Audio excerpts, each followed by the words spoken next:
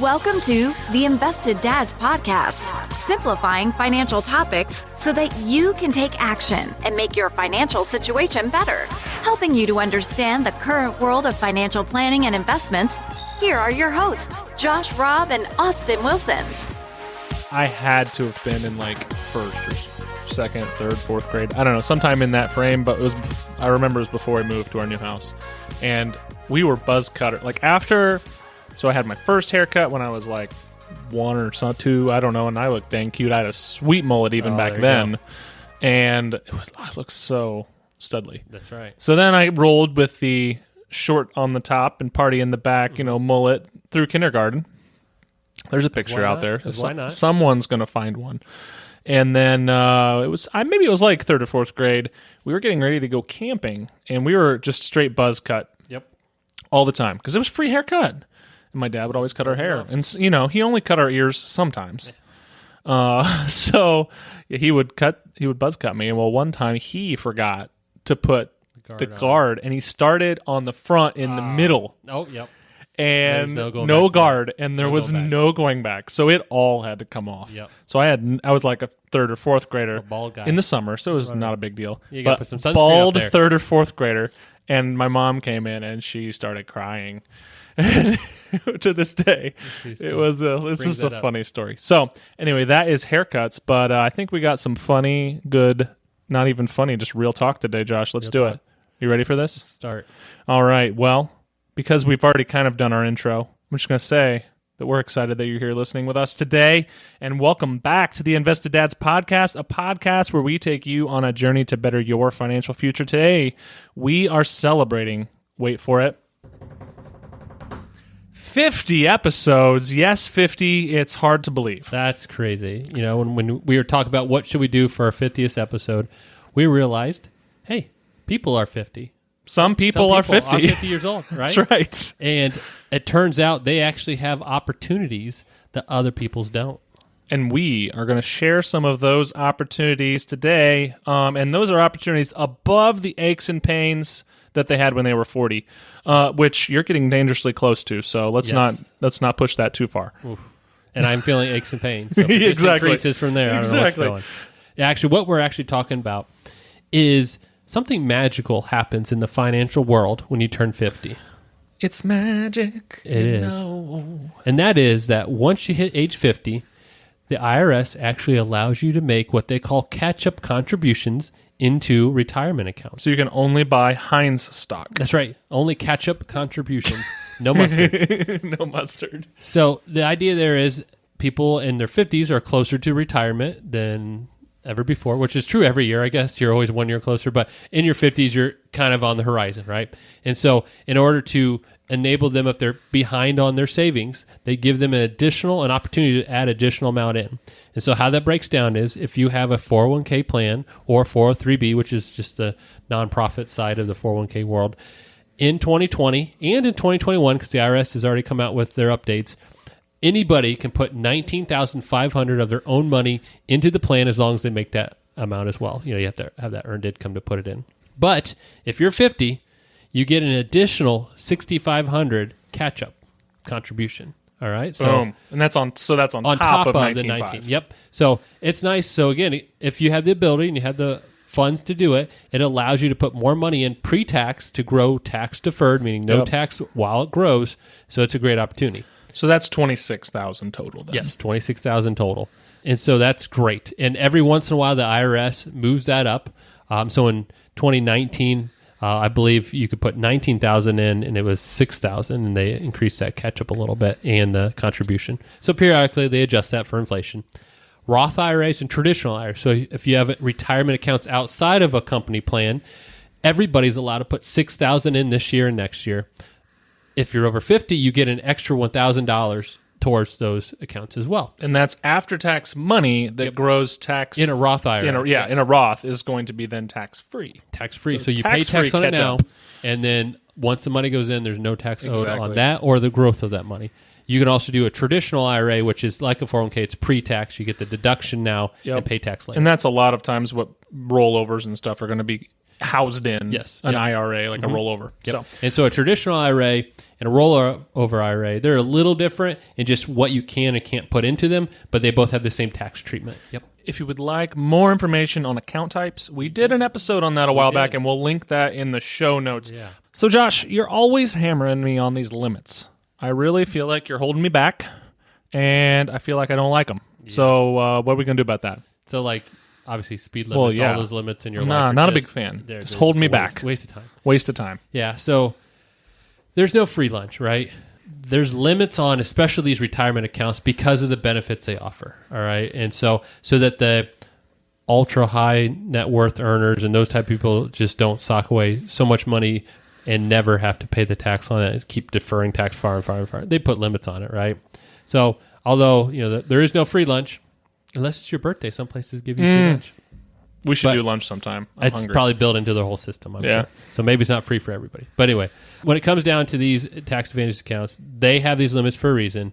But the plus side is, at 50, you get an increase in those limits. Right. So it's like having a speed limit for you, and then the trucks have to go slower, right? So on the highway, look at that example, right? Okay. 70 for you, 60 for the trucks. While we're on that, when I know that trucks move a lot of things that even I buy, but I really feel like it should be illegal for semi-trucks to pass other semi-trucks if they're going to in any way, shape, or form impede the rest of traffic moving. What about those new 3-lane highways? Where then you can do it in two. As long as you got one lane that can zoom by, if you make anyone slow down, you should get a ticket. That's if you make anybody slow down, you should get a ticket. And I feel this while I'm on the things that bug me and the regular, that's a law. That's for 50s, right? It's exactly. 50, I'm getting cranky. There we go. So I think that should be a law nationwide. I also think that it should be a law that trains cannot move during normal people driving times. Trains should go only at night, and wide loads only at night. Okay. So these are the regulations. That would really slow down our economy because a lot of stuff gets moved during the day. But I know, that's all right. but come on, people. My moving my 3-person family between here and my parents' house is way more important. Get out of the way, trains. 15 minutes, people. Yes. 15 minutes. Okay. While I'm off of that cranky old man horse. Yes. So retirement. Yes. It seems like a long way away for young people. I would consider myself, on the younger end of the spectrum there. But for people a little older, it can seem a little bit closer. Yep. It can kind of seem like it's right around the corner. So that really gets me thinking, and maybe other people have the same question, how much do you need saved to retire? That's a great question. I have a dollar answer for you. Yes. I'm just kidding. It really depends. It depends. That's my quote, and that's where, when we're talking financial planning, how much do I need really depends on how much do I plan on spending. Yep. So, it's a hard one to answer. But what I can do is kind of give you some stats about where we're at here in the U.S. and then kind of some rules of thumb that we use in the industry to kind of use it as a high-level checkpoint of am I on pace for what I need to do. But that doesn't replace having a good financial plan because that's key. I really need to know where am I going? Am I on the right track to get there? But if we just look at some stats, according to the survey by Transamerica Center for Retirement Studies, which we'll link in the show notes, the median retirement savings for 50 is $117,000. Now, I said median. Crazy. So that's middle. Like so, you space all of these millions of people out. Yeah. That's the middle number. Right. So lowest to largest. So if I have 11, number 6 is the median there. Right. And so just so you understand, it's not the average or anything. It's the middle. So there's half or above, that's just the middle number. Yep. It doesn't matter how big or far away they are. There are probably a handful of people with billions or whatever, and then there are a handful of people with nothing. Yep. And then there's a lot of people in the middle. So there's also a survey done a couple years, or actually last year, by the Federal Reserve SCF data, which is part of the Federal Reserve. They show the average retirement savings. Or mean. Mean. For thinking statistics it's not again. Like it's not nice, but it's the average.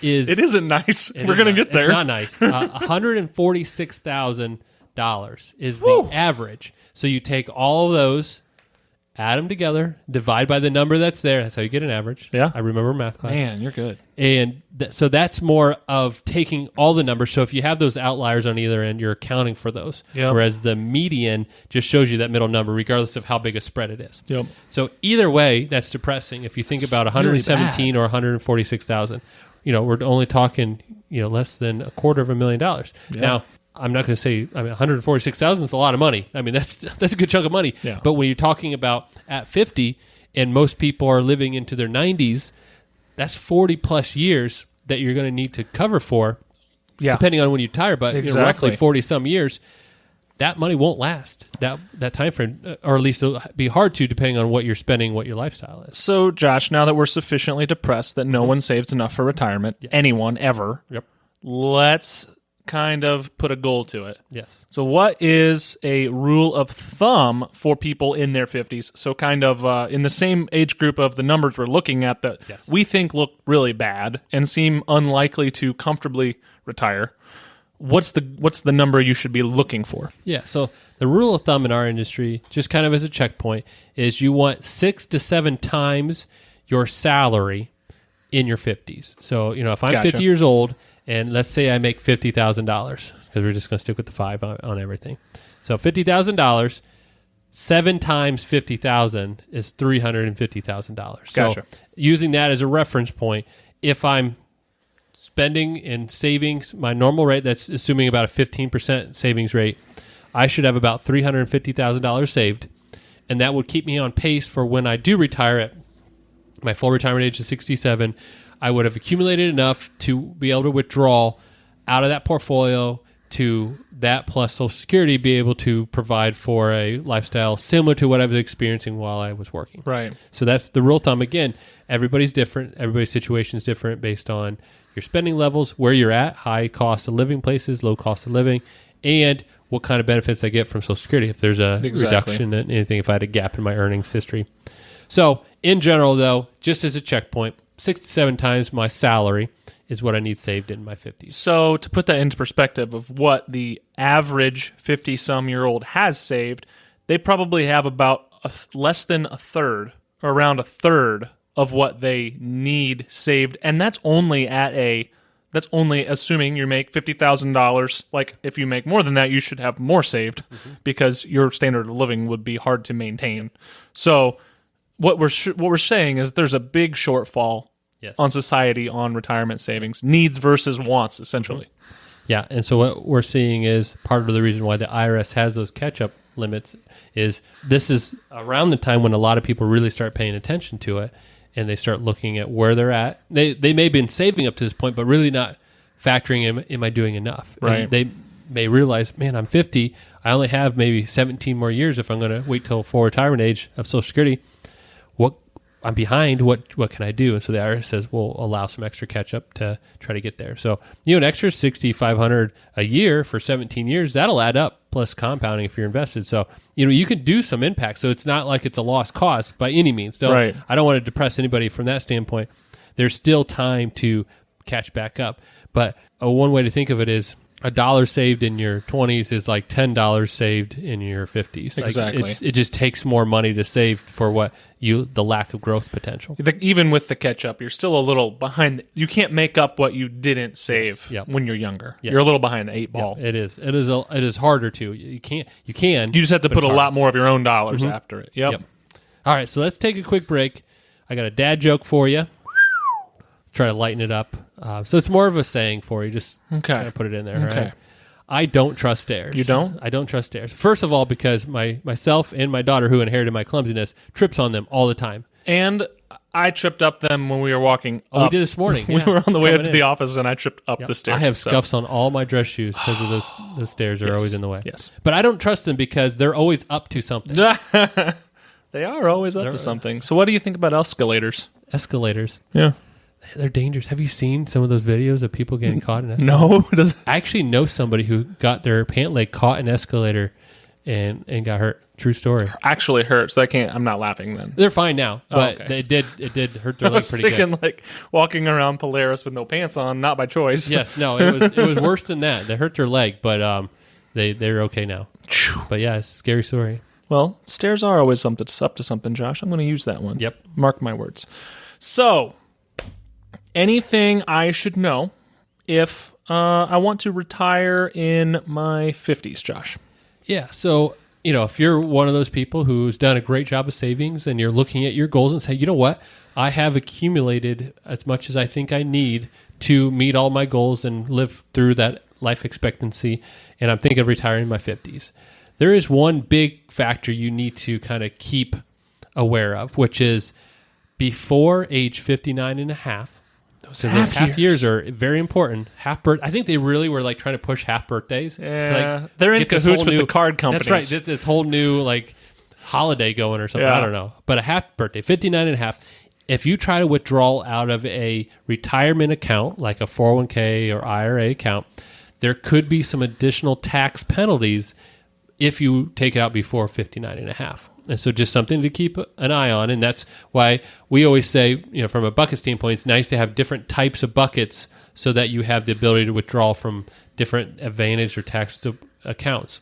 But the nice thing is, again, the IRS has acknowledged that there's situations where someone may be done before that, 59 and a half age, where they allow some 401k plans that have an early retirement age to take withdrawals out of the 401k without a penalty as long as they leave it there. So there's definitely opportunities to do that, and I'm not going to go into all the details. It's really dependent on the plan itself, but there are ways around it.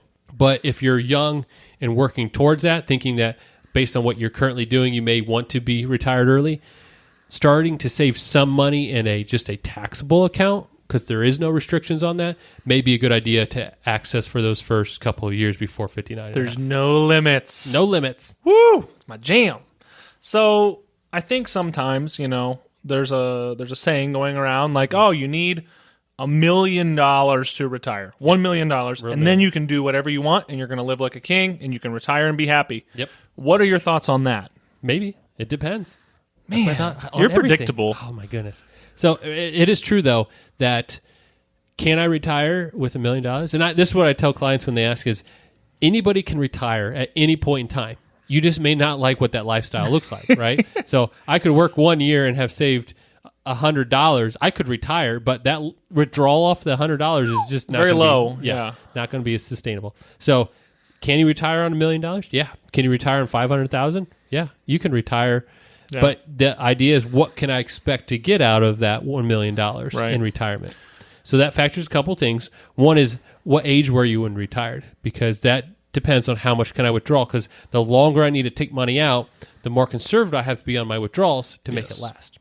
So if we look at the average 30 to 40-year retirement, the withdrawal that our industry uses or has used in the past is a 4% withdrawal. So you may have heard about the 4% rule, which is just saying, based on however much money I have, I can start taking 4% out my first year, and then from then on, increase that by inflation, and I should be able to make that money last for the rest of my retirement.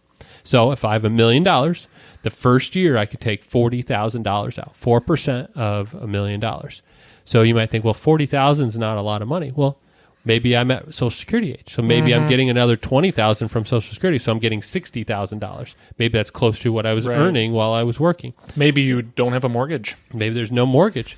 Yeah, maybe I have a pension at a retirement plan. I was a teacher and I have their retirement. So it just depends on what else is there. But, $1 million from a sustainable standpoint would be a 4% withdrawal of $40,000. And then the next year, you'd increase that $40,000 by inflation. So if there, you would just go from there. And so your money would increase, so you'd be always spending the same amount of what you could buy. Yeah, your cost of living. Cost of living goes up, you match your withdrawal from that. Yep.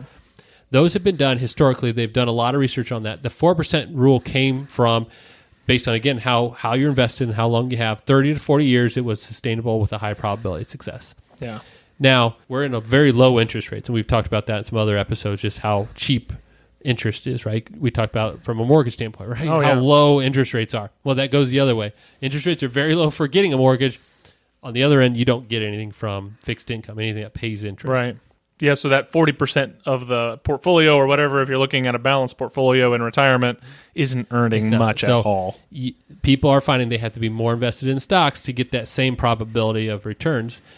But there's a lot of research out there that says a lot of people have the ability to make adjustments along the way. They can adjust their spending, do different things, so that you could actually withdraw a little higher if you have certain restrictions on your account type of things. So like if we have some bad years in the market, I will reduce my spending, but in the good years, I'll increase my spending a little more. You can withdraw up to 5% or a little over, but in general, the rule is 4. That's kind of the safer number going forward. So again, that's a rule of thumb. It doesn't work for everybody. Also depends on your lifestyle, what you're expecting. And again, if you're retiring at 50, that could potentially be 50 plus years of retirement if you're going to live to 100. These plans are looking to 30, 40 years. So you really have to adjust that, be conservative. Yep. Why a plan always matters. Having a financial plan looking forward makes a big deal. And I think that $1 million figure that a lot of people have in their head, that probably at one point was a really, really conservative figure. Yep. Because living did not cost as much as it does today. 20 years ago, maybe $1 million would have comfortably let most people have exactly what they needed. Yep. But the reality is that everything's more expensive today. Housing's more expensive. Food's more expensive, yada, yada, yada. Healthcare is exponentially more expensive. Yep. And so that bogey kind of needed to move up over the years. Mm-hmm. Yeah, so if you have $1 million of 4% withdrawal, $2 million, 4% withdrawal, you're doubling that. So just a matter of what is my expectation of spending in retirement, that becomes your target. So you could take that 4% and divide whatever your spending is to get that number, right? So if you take 4% and divide it into $40,000, you get $1 million. And so that's how you can go backwards and say, what's my target? Yep. So if I know I want to spend $60,000 a year, I can back into how much do I need to save to do that. And so again, if you're talking about kind of that rule of thumb, where do I need to be? You can go backwards that way too. Say, okay, I know I want to spend X amount of dollars, so I need to save this much to get there. Okay, and if I have 20 years to get there, how much do I need to save per year? So you can go backwards into it. Yep. And so there's a lot you can do with that, but it's a matter of either knowing how much you're going to spend or how much you can save to know where you're going to end up. Exactly. Whew, retirement, Josh. 50, being at 50 gives you some definite advantages. It is. But it does not let people who are younger off the hook. No, that's right. The more you save, the younger you are. The power of compounding is huge. It's huge. And so if you start saving in your 20s, by the time you get to your 50s, if you had been consistent at doing that, you're going to be in a lot better spot than those average and median that we're looking at. It'll give you the opportunity to make decisions that you want to do, not what you have to do. Exactly. Right? That's what we call the financial freedom, right? I want to be free from my finances controlling me. And so, the sooner you can start saving, the better. The sooner you can make that automated, we've talked about, make that automatic, save automatically straight over to my retirement accounts or whatever. Don't think about it. Just make it happen. Yeah, really, working your way up to that kind of ballpark 15% of your income when you're young is going to put you in a great position. When you get to that 50 plus period where you're like, hey, I could think about retiring in 5-10 years, you're going to be in a lot better shape. And, we saw that this year in 2020 where, some people were forced to stop working, whether it's due to where they're working shutting down or health issues with families, things like that, where you don't know what the future holds. So if you can make some of those decisions as a younger person, it may free up that burden of the stress of, what if I can't get another job, that type of thing with everything that's going on. And then on top of that, the idea is when we talk about saving as a young person, increasing your savings is just as important. Because over time, everything goes up. And if I can continue to increase my savings rate, it's going to help me keep my living expenses down and grow my savings. And so we always say, if you get a raise, take a portion of that raise and add it to your savings right away. Yep. Don't even see that money come into your bank account. So we use the 50-50 rule. So there's another 5. Look at that 50. Man, 50, everything's 50. 50 related. The 50-50 rule is if I get a 2% raise, I take 1% to my savings, 1% to my spending. If I get a 4% raise, 2% savings, 2%. Just half of my raise goes towards saving. The other half goes towards my spending. You still get to increase your standard of living, but not to the full extent. To the full extent, and your investments go up. Yep. And your standard of living does not go up as fast. So when you do retire, you're actually needing to spend less to maintain your same standard of living. Yep. So that's a pretty good deal. If you do that, and if you let's say you get a 4% raise every year, and you consistently do that, in 10 years, you just increased your savings by 20%. It's crazy. Yeah. So you're just moving it up slowly, and you won't feel it as much as if you try to make a drastic change. Like at 50, I got to find an extra 6,500. That's hard to do for anybody. And so that's kind of the switch is, can I do that slowly over time and not feel it as much? Exactly.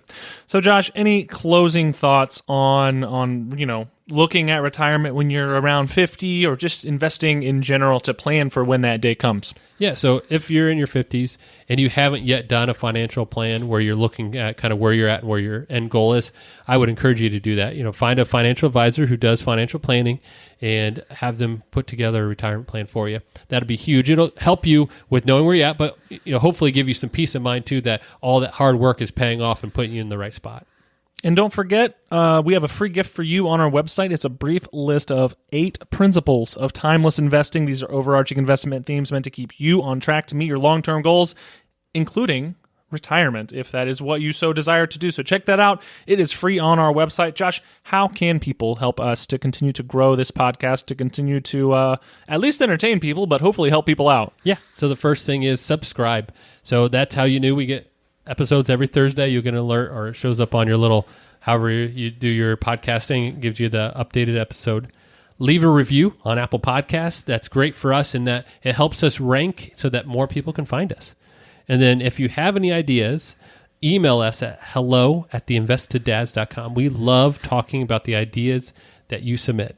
And then also, if you know somebody in their 50s and you think this would be beneficial to them, share this episode. If you know somebody younger and would like to encourage them to what they need to do to get there, please share this episode.